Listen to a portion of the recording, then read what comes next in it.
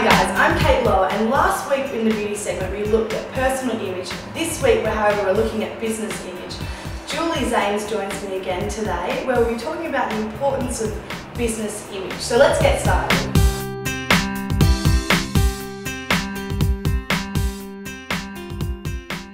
So Julie, why is image so important in the business and corporate industry? Okay, there's many reasons as to why it is important. Firstly, people when they first meet us will make judgment within the first 15 seconds of meeting us. If they like what they see, they're more open to hearing what it is we have to say.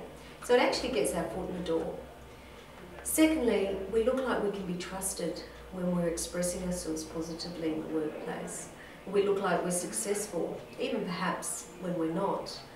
Thirdly, it's a competitive world that we live in, and sometimes we need that competitive edge. There's many, many reasons as to why it is important.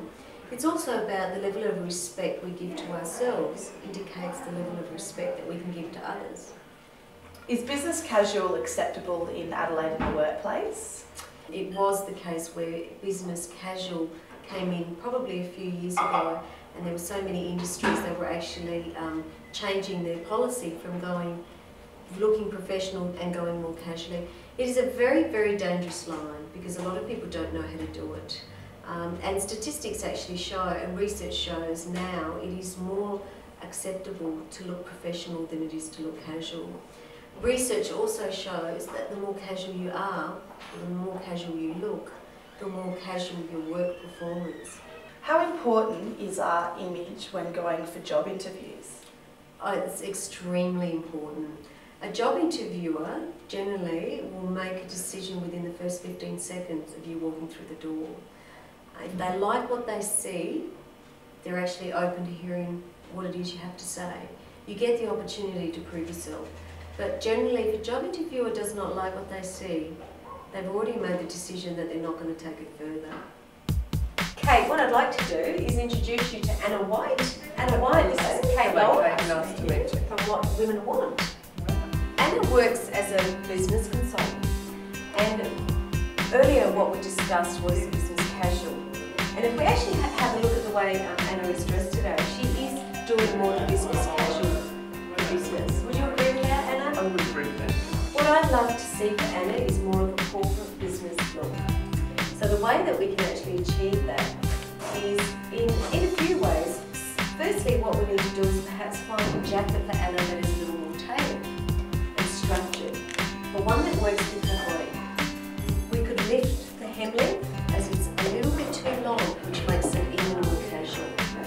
The pants, what we need to be doing is tailoring them to suit the body more than what these pants are doing for Anna today. And we need to put some emphasis on shoes. Shoes are a very, very important part of business image. The reason for that is the focal point is the face.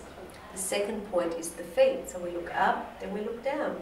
So your shoes in business, good quality shoes are a must. The other thing that we could be doing for Anna is changing her glasses slightly. Glasses to suit more her face shape. And what I'd also love to be doing with Anna is actually doing something a little bit different to her hair to give her that more corporate business image that she's after. With shoes, do women have to wear high heels to work? No, not necessarily so. I mean, high heels really depends on your body proportions and in regards to what you're wearing. As long as the shoes aren't completely flat and look completely relaxed, because obviously a relaxed shoe is more suited to a relaxed lifestyle. And what about hosiery? I've got some zigzag hosiery on. Would you be allowed to wear this at work? Again, it depends on the industry. So if you're in an industry that allows creativity expressed to the max, then go for your life. But in most industries, hosiery like this would be very inappropriate. And it would be seen as alluring.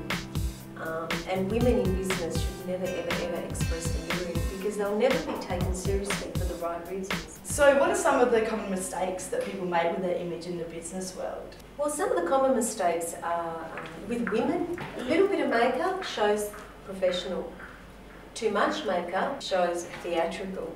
So a little bit of makeup, research shows that you do come across as being professional.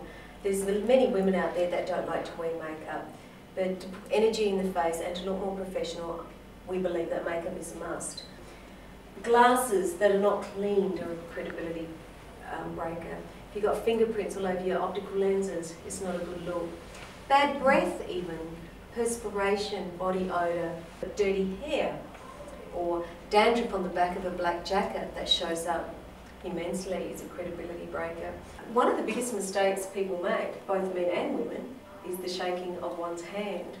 Always give a firm, confident handshake, eye contact, smile, one pump, not 50, and be confident in the way that you do it.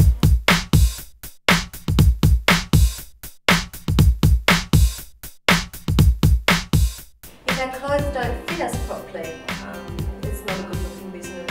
If it's too tight, too loose, too anything, then they don't look right, they belong to us, the clothes that is. Clothing that's in disrepair or falling apart at the seams, the message that actually sends out to others is that you perhaps are falling apart at the seams. Body piercings and tattoos are a definite no-no in many industries, should always be hidden, should never be displayed in business. What about earrings on your ears? Is that okay? Sorry, yeah, absolutely. Earrings are fine. However, if you've got 5 or 6 going up right up your ear, then that too can be seen as a credibility breaker. You know, the thing is, less is more.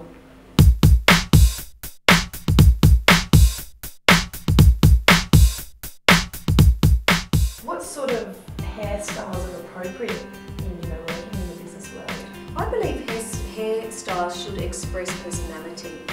So understand what your personality is, and if you're somebody that's very classic, then the sort of hairstyle that you would want is something that is more classic bob or classic cut. If you're somebody like myself that's a little more innovative, then you're going to go for a hairstyle like mine. There's no rules around hairstyles as long as you haven't got reds and pinks and blues and going through your hair in colour, and not being too outrageous and too innovative in the way that you're looking at the business. And it would depend what industry you're in, whether you can wear it out or if you have to wear it up, wouldn't it?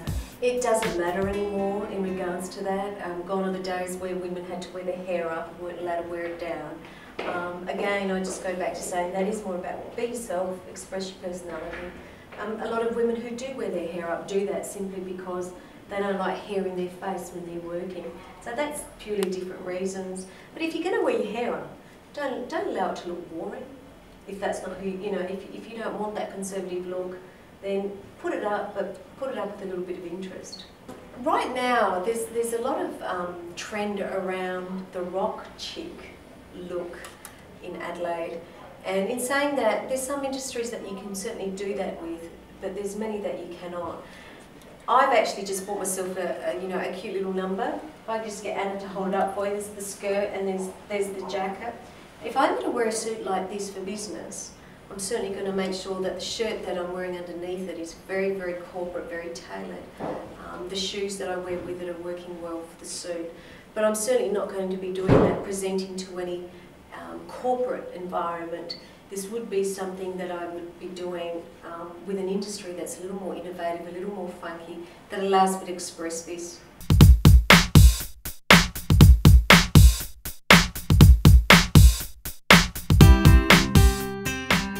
Also, there's many different looks that we can actually express simply with colour. It doesn't always have to be the black suit or the grey suit or the white shirt. Again, you can really be putting personality into your classic cut with your suits if you need to. A shirt like this or a top like this underneath the grey